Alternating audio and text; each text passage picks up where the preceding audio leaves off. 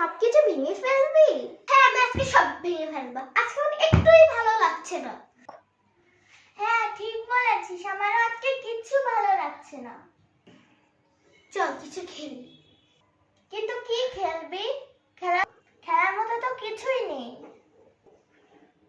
এটা তুই একটু ভাব না প্লিজ। আচ্ছা ঠিক আছে আমি ভাবছি। আইডিয়া। কি আইডিয়া? দেখতেই পাবি।